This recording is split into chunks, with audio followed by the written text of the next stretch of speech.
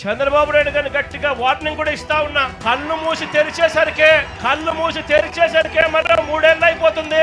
వచ్చేది వైఎస్ఆర్సీపీ ప్రభుత్వమే, చంద్రబాబు కాదు కదా, వాళ్ళ తాత కూడా తీసేయలేదని చెప్తా ఉన్నాను. నారా లోకేష్ అనే వ్యక్తి ఇప్పుడు మార్చి 12వ తారీఖున ఇంటికి వస్తాడు. మార్చి 16వ తారీఖున ఈ బోట్లు ఇక్కడ నుంచి పోతాయి. అంటే ఏకంగా ఇంతమంది దొంగలు, ఇంతమంది పెద్ద పెద్ద దొంగలు, ఒకడు ముఖ్యమంత్రి కొడుకు, ఒకడు ఎంపీ, ఇంకొకడు ఎమ్మెల్యే, ఇంతమంది కలిసి ఎవరిని తన్నేది? వాళ్ళందరినీ ఓనర్లుగా చేసి ఈ ఫిషింగ్ హార్బర్లను వాళ్ళకు అంకితం చేస్తామని కూడా ఈ సందర్భంగా ఖచ్చితంగా చెప్తా ఉన్నా.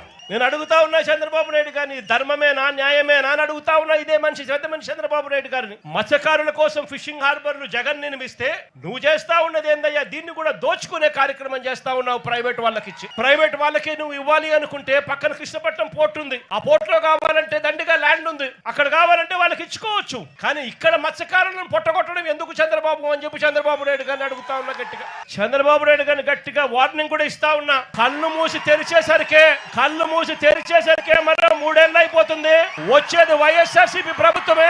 ఈ ప్రైవేట్ డిఫెన్స్ కంపెనీని ఇక్కడ నుంచి షిఫ్ట్ చేస్తారని చెప్పి కూడా చెప్తా ఉన్నాం. ఇక్కడ ఫిషింగ్ హార్బర్ ఇక్కడే కాదు, రాష్ట్రంలో కడతా ఉన్న 10 ఫిషింగ్ హార్బర్లు అన్ని కూడా మత్స్యకారుల సొత్తు అని చెప్పి కూడా ఈ సందర్భంగా కూడా చెప్తా ఉన్నా. దీన్ని ఎవ్వరూ కూడా వాళ్ళ దగ్గర నుంచి తీసేయలేరు. చంద్రబాబు కాదు కదా, వాళ్ళ తాత కూడా తీసేయలేదని చెప్తా ఉన్నాను. ఇంకా అన్నిటికన్నా విచిత్రం ఏమిటో తెలుసా? చివరికి చంద్రబాబు నాయుడు గారు ఇక్కడ మత్స్యకారులకు మేలు చేయాల్సిన చోట మేలు చేయకపోగా వారి కడుపు మీద తంతా ఉన్నాడు చంద్రబాబు నాయుడు గారు. ఈ ప్రాంతంలోకి ఎవరు కూడా రాకూడదు. ఇది ఆంధ్ర రాష్ట్రానికి సంబంధించిన ఫిషింగ్ ఏరియా.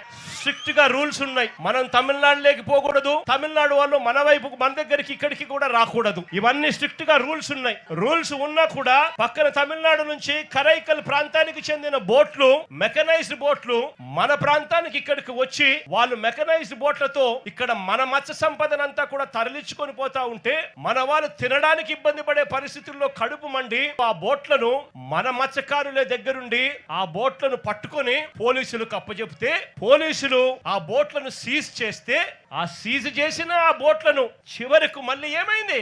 ఇక్కడే ఇది ఫోన్ కాల్ డేటా.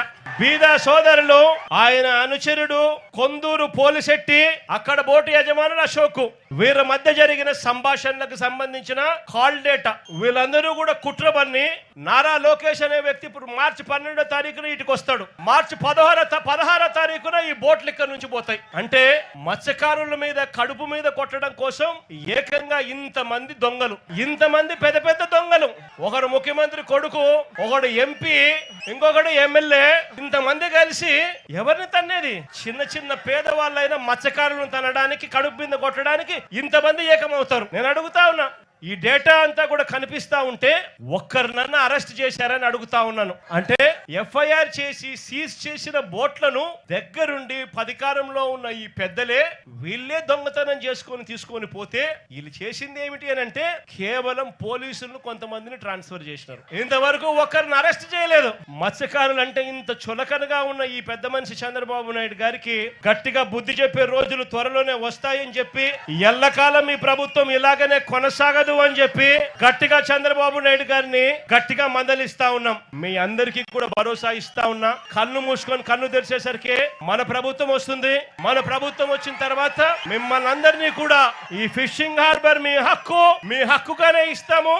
అంతేకాదు ఈ ఫిషింగ్ హార్బర్ల పరిధిలో ఉన్న ప్రతి మత్స్యకార కుటుంబానికి కూడా చెప్తా ఉన్నాను, ఆ పరిధిలో ఉన్న ప్రతి కుటుంబానికి కూడా మంచి జరిగించే విధంగా వాళ్ళందరినీ కూడా గ్రూప్స్ కింద ఫామ్ చేసి ఒక్కొక్క బోటుకు 10 మందిని 12 మందిని ఒక్కొక్క బోటుకు యజమానుల కింద చేస్తూ వాళ్ళందరినీ కూడా ఇంతకు ముందు నేను చెప్పినట్టుగా 10% వాళ్ళు కడితే చాలు, 90% రాష్ట్ర ప్రభుత్వం లోన్ల కిందను గ్రాంట్ల కిందను ఇస్తూ వాళ్ళందరినీ ఓనర్లుగా చేసి ఈ ఫిషింగ్ హార్బర్లను వాళ్ళకు అంకితం చేస్తామని కూడా ఈ సందర్భంగా ఖచ్చితంగా చెప్తా ఉన్నా.